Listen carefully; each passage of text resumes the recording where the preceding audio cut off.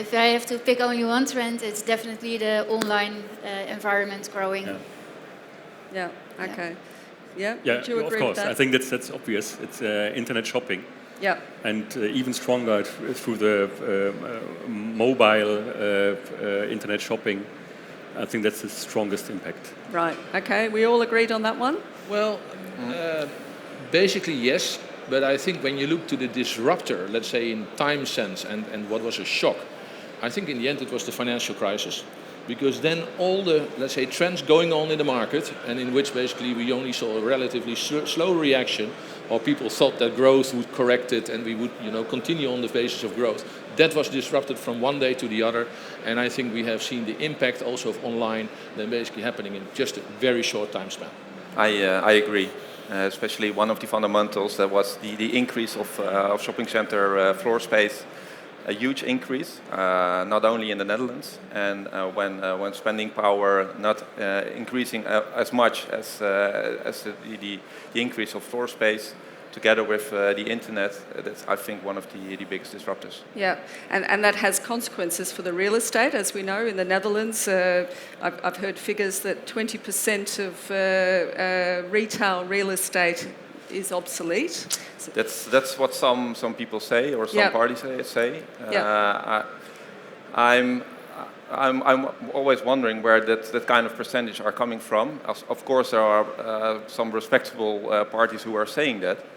But when you look at the numbers and you look at like the amount of retail space we have in the Netherlands, together with the 20% that will be obsolete, that will mean that there will be quite some shock through the country, what will be expected.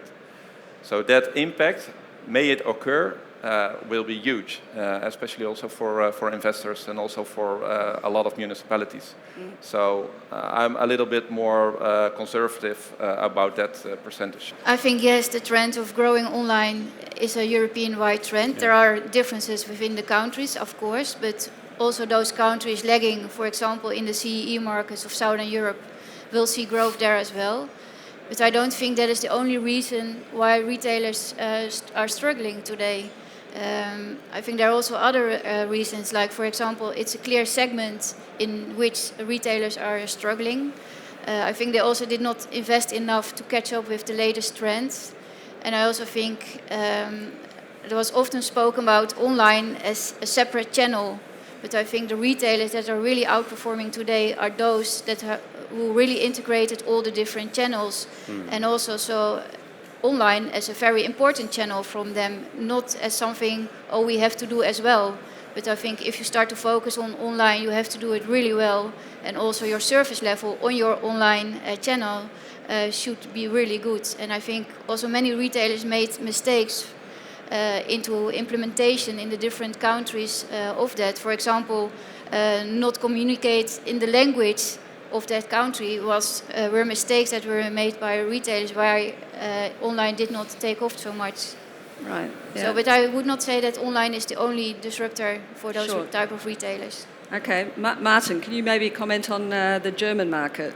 Yeah, I think it's quite similar. Maybe next to the internet, there's an additional driver in Germany, this demographics. So within the next years, baby boomer will retire. And I think that also those baby boomers, they have then their own demand, referring to how to shop, what to shop. But nevertheless, I think what you say is absolutely true, that multi-channel is key for the retailers. But the question is, how should then be the answers of the owners of shops? So I think that's what we should consider as real estate people and not being retailers.